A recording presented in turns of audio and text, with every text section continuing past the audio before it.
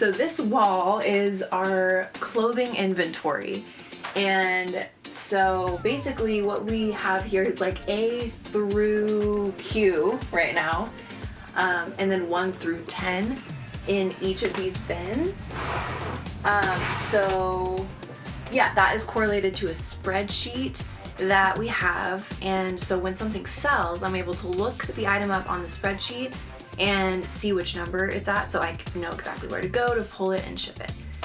So yeah, I also have this like empty one for things that I don't want to like inventory quite yet. And it's nice because things sometimes sell really quickly and I can just pull it right from here.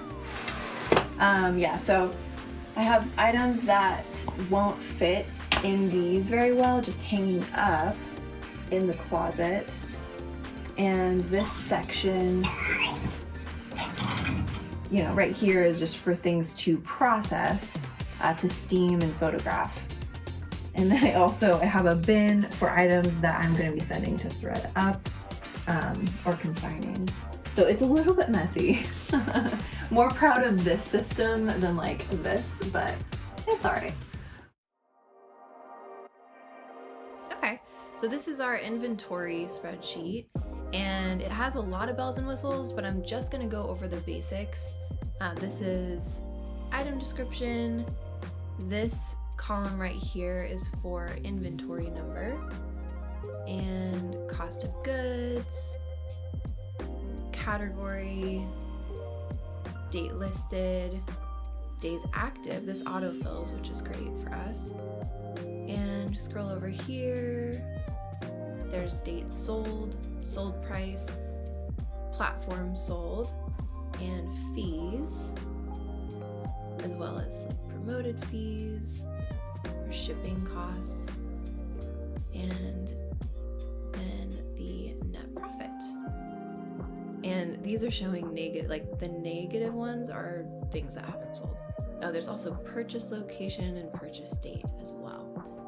So if I sell this St. John cardigan, I can search in here by like Control or Command F, and if I type in John,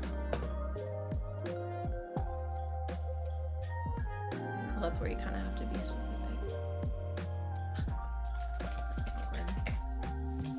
St. John, and there's 3.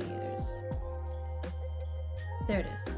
St. John cardigan, black with buttons. That's in Q10, so bin Q number 10. And once that sells, I just go in and put the date it sold, for how much.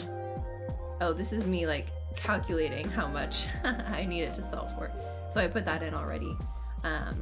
So what it sold for, the platform, and the fees and everything. So I was calculating that ahead of time to just see where I needed, or how much I needed to sell this for to get $45. So if I sell something on eBay, I always check to see if it's sold by promoted listings, and I set all of my listings at 2%. So I just, you know, like these Nike FC pants, I sold for 24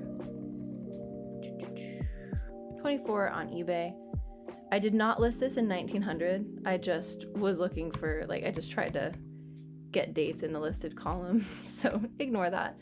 It did sell on eBay for 24, and the fees are $280, and the promoted fees, I calculated 2% of 24, which is 48.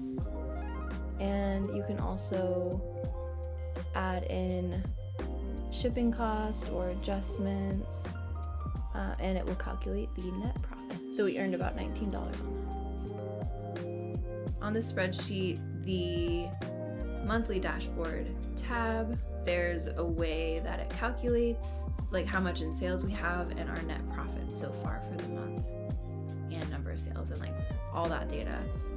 So that's basically what you want in a spreadsheet to start, is a way to inventory your items and to calculate how much you're making after costs of goods with those items each month.